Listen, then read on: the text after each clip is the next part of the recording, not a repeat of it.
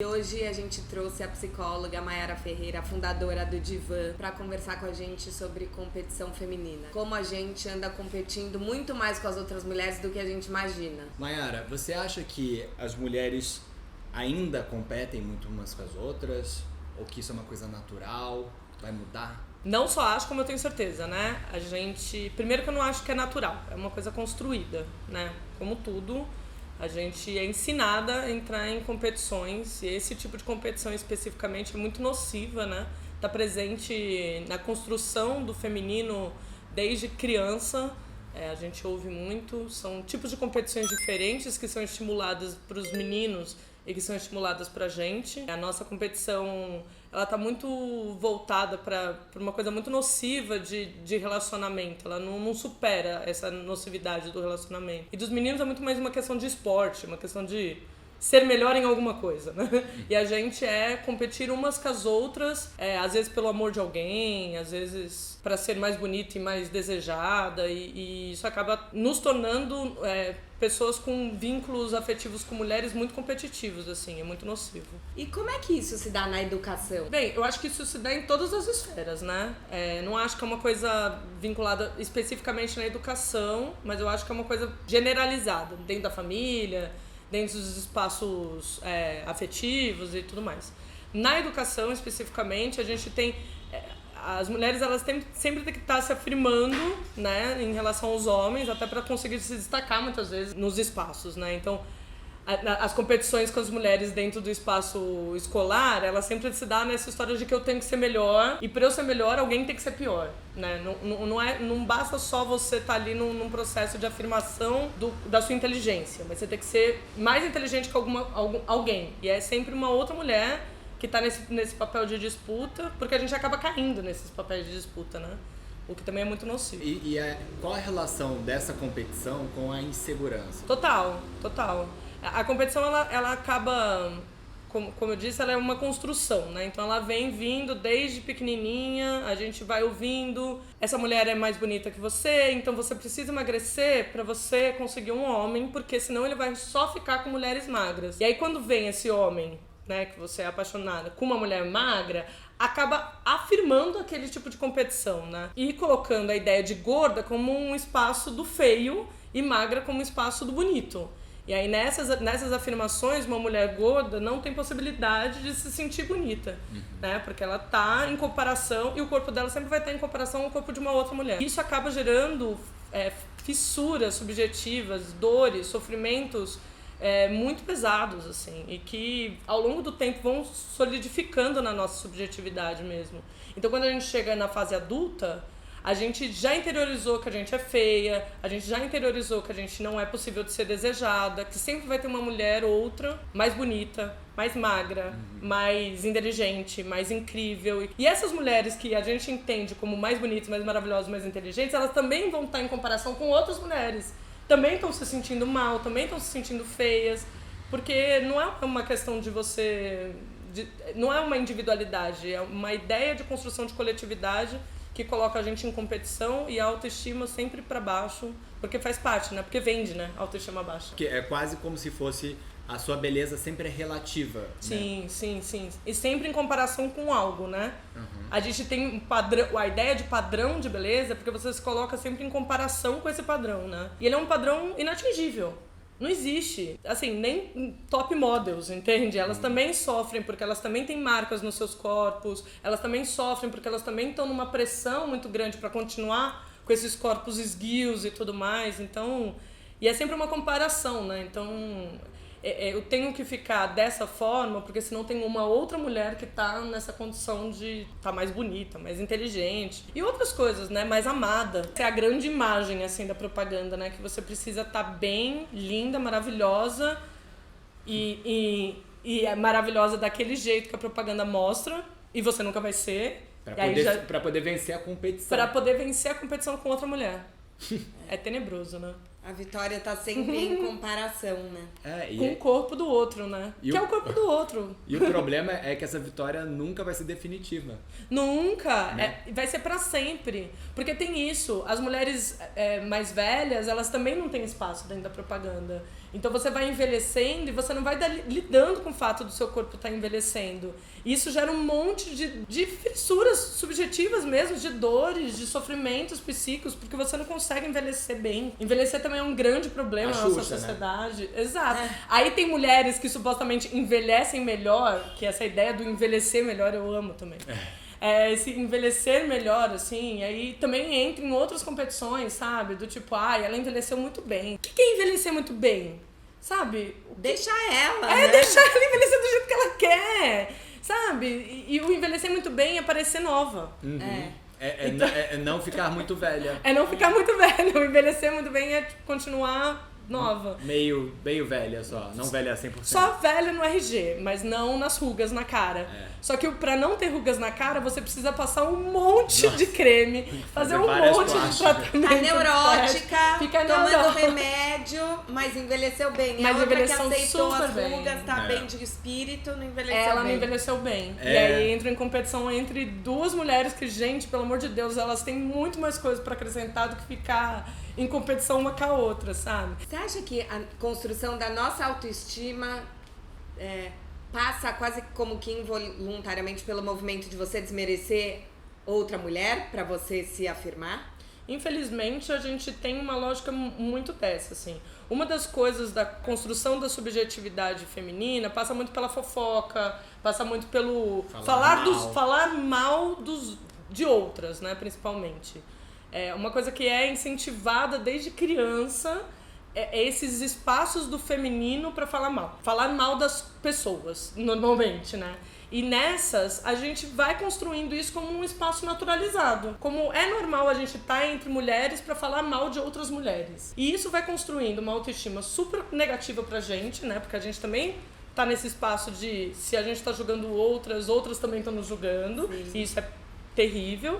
E ao mesmo tempo também a gente reforça que esses são espaços do feminino. Ao invés da gente estar junto entre mulheres para enaltecer outras mulheres, para falar bem de outras mulheres, para pensar como é que a gente... Ou para falar outras coisas. Ou para falar outras coisas, ou, sabe, para falar sobre uns artigos legais que a gente leu na internet, para ver vídeos legais, pra gente estar falando sobre a vida, sobre políticas. A gente leu sobre a construção de inimigas imaginárias. Você acha que a gente é estimulado a criar essas inimigas imaginárias?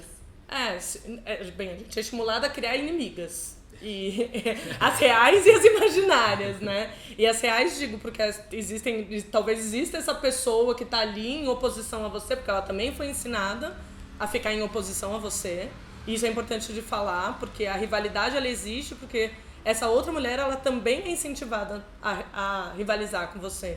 Então, ela, sendo incentivada, ela também entra nesse papel de inimiga, e é uma inimiga real.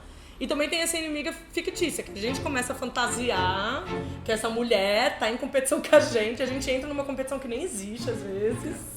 E aí nessa a gente vai criando espaços muito nocivos entre as mulheres, assim, que a afetividade, ela cede o lugar pra competição. Você falou que essa competição tá desde os contos de fada, né? Como é que é isso? Ela tá na construção do imaginário do feminino, né? Então, quando a gente vai pensar, por exemplo, os filmes... Eu posso falar Disney? Pode. Sim. Da Disney, que fazem bastante parte da nossa geração, pelo menos da nossa construção subjetiva das mulheres, né? A gente assistia muito filme da Disney e a gente sempre estava muito exposta a isso. Esses filmes, eles sempre têm uma mulher, uma jovem, em oposição com outra mulher, que seja a madrasta muito má e em oposição a uma princesa que é só pureza, ou irmãs muito ciumentas, muito invejosas, porque tem isso, né? A palavra invejosa, assim, aparece muito entre mulheres.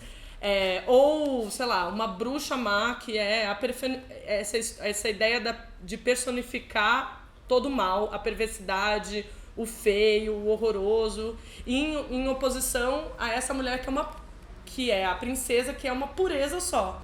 Isso por si só já é além de colocar a gente o tempo todo em contradição, que time você tá, já é de uma perversidade tamanha, porque não existe pureza, só pureza. As pessoas são complexas, elas não são só puras ou só perversas, elas são puras e perversas ao mesmo tempo, às vezes ao mesmo tempo mesmo. E vai construindo essa ideia de que existem times.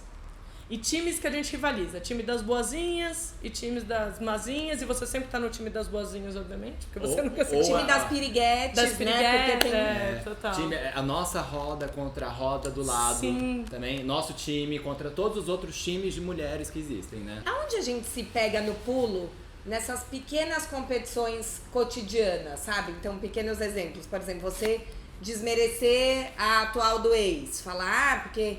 tô até feliz porque a atual do meu ex é feia. Ou entra uma pessoa nova no trabalho e você fala, essa daí é piriguete. Não sei. Quais são essas coisinhas pra gente prestar atenção, assim, isso daí você tá... Antes da gente falar sobre uma mulher, eu acho que a gente tem que fazer um exercício que eu aprendi a fazer. Não é fácil, acho que a gente tem que praticar esse exercício, que é... A gente tá falando isso pura e simplesmente porque a gente quer magoar ou a gente quer passar uma péssima imagem pra essa pessoa, ou a gente tá falando, sabe, qual é o intuito da gente falar mal dessa pessoa? Qual é o intuito que a gente tá de falar mal da atual do ex? Assim, é uma pessoa que você conhece? É uma pessoa que você tem contato? Você vai falar sobre o corpo dessa pessoa? O que te traz fazendo isso? O que qualifica ela ser uma boa pessoa, uma pessoa que... Por que é melhor feia do que se ela for bonita? Exato. E o porquê que você entra nesses gatilhos da competição, sabe? Você... Por um homem... Importa, né? Na verdade, por que te importa? Por um cara que você não tá mais junto, por um cara que não faz mais sentido vocês estarem juntos, e aí você tá falando mal de uma pessoa que você nem conhece, pura e simplesmente porque ela não tem nada a ver. Mas ela é como se fosse sua inimiga. Mas né? aí vira uma grande inimiga, e uma inimiga bem fantasiosa, porque, né, você não convive com essa pessoa, você nem conhece essa pessoa. Às vezes você não sabe nem o nome dessa pessoa e você tá falando mal dessa pessoa. Mas às vezes a gente faz isso só pra tentar se sentir melhor, você acha? É um movimento com de certeza, autoafirmação? é um movimento de autoafirmação e que nada afirma. Só afirma o quanto você não consegue lidar com o fato de você ter terminado com esse cara. Não fala sobre a pessoa, fala sobre você. E é uma coisa muito de autoafirmação mesmo. Pra você se sentir bem, você tem que falar mal de alguém. Isso é muito ruim. Não faça isso. Fale bem de você, porque você tem boas características. E você não precisa se sentir bem quando você afirma que o outro é ruim. Uhum. Quando você afirma que o outro é pior, mais feio, sei lá, que é feio, que é gordo, que é... Sabe, não construa... seja relativa. Não construa a sua subjetividade, sua autoestima no processo de falar mal de alguém. Fala bem de você, fala o quanto ele perdeu de você não estar com ele. Mas não o fato de ele estar com outra mulher. E ainda essa competição ainda tá prioritariamente ligada nesse campo da conquista do homem, é isso? Total. Tá bastante do homem ou da mulher, né? Porque em relações homoafetivas entre mulheres também rola bastante competição. Principalmente nessa história da conquista do homem, né? Desse homem que tá ali, parece que uma passividade, né? Desse homem. A gente tá ali, brigando uma com a outra. E ele tá lá paradinho. Arrancando os cabelos uma das outras, assim. E o cara tá lá paradinho. E o paradinho. cara tá bem lá paradinho. E que também é uma mentira, né? Porque o cara... Que também essa competitividade entre as mulheres muitas vezes é reforçada pelos homens. Pra eles se sentirem mais pra desejados. eles se sentirem desejados. Porque duas mulheres competindo também fala sobre afirmações dele, né? Sobre a autoestima dele. Então, duas mulheres competindo por ele, nossa, eles se acham os grandes garanhões, né? Também tem um valor do tá solteira ou tá casada e namorando, porque eu sinto que isso desmerece muito. Mas essa daí tá solteira. Eu acho que talvez essa é a maior dor das mulheres. Homem solteiro tá corretíssimo. Não, tá pegando todo mundo, tá aproveitando a vida. Então, tá certo ele. Tá certo, né? 50 anos o cara tá morando com os pais e tá certíssimo, porque ele tá curtindo a vida. Deixa Agora, ele. uma mulher com 50 anos morando na casa dos pais, ela sempre tá numa questão do cuidado. Ela não tá ali porque...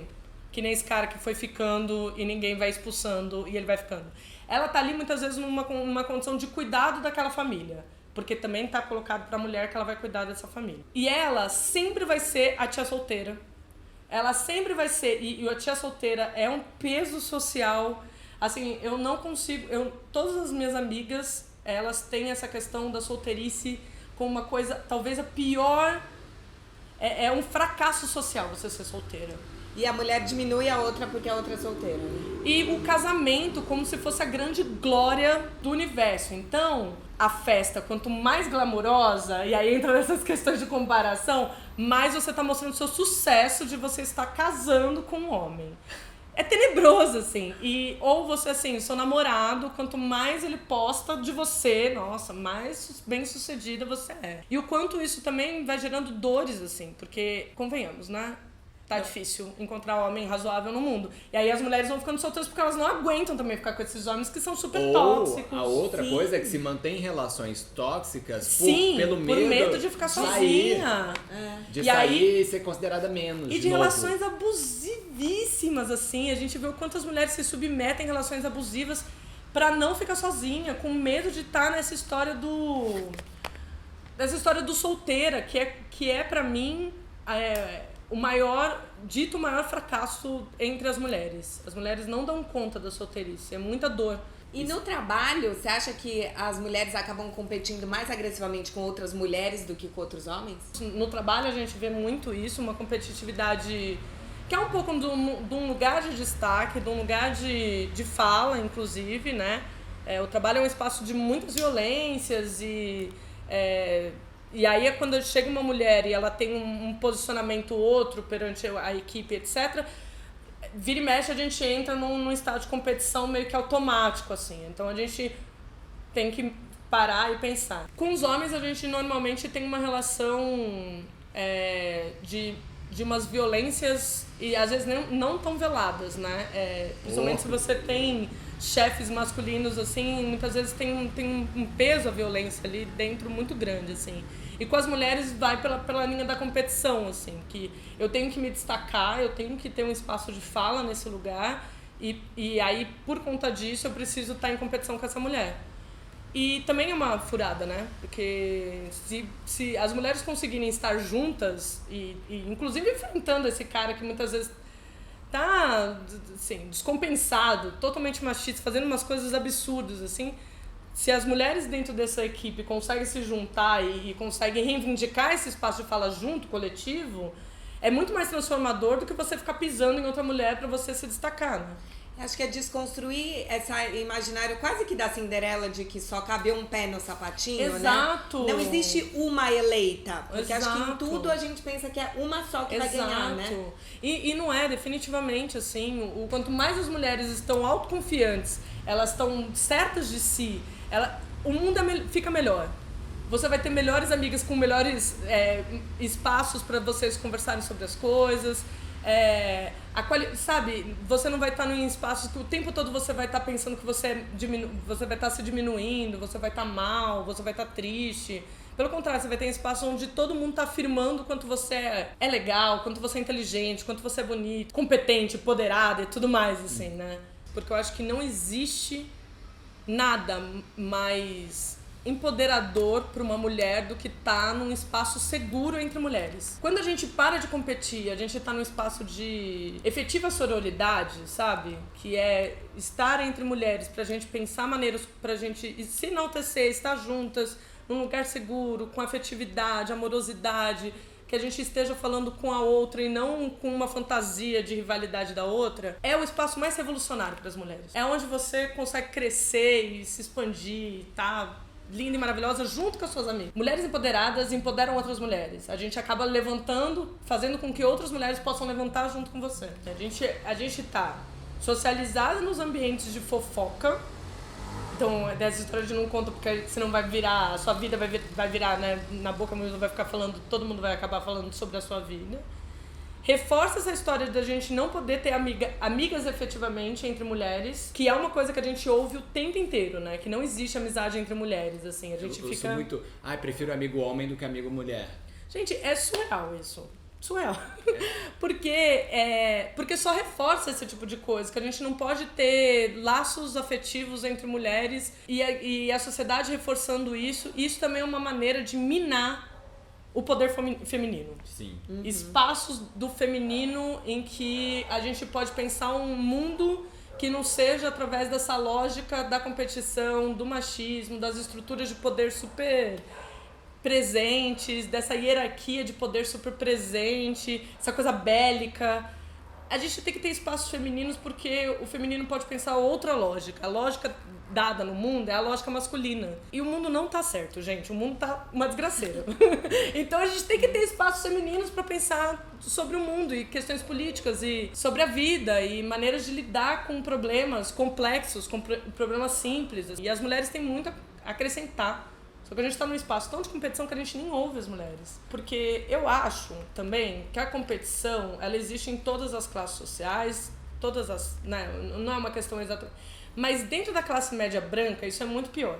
Porque as mulheres negras da periferia, elas têm uma rede de apoio, porque muitas vezes elas são mães solas, que precisam dessa rede de apoio para estar com seus filhos, inclusive, então elas acabam criando espaços de acolhimento entre mulheres, porque elas estão num ambiente muito de precisar mesmo das mulheres para fazer coisas. Então, uma vai buscar o filho da outra, vai ficar na casa da outra. E aí, nisso, vai fortalecendo também espaços de mulheres que, muitas vezes, as mulheres de classe média alta e branca, elas ficam nesse universo muito enclausurado de competitividade, assim.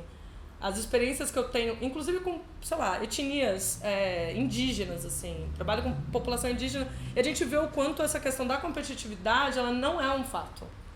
Ela é uma construção. Ela é uma construção social e ela é uma construção branca, uma construção de classe média.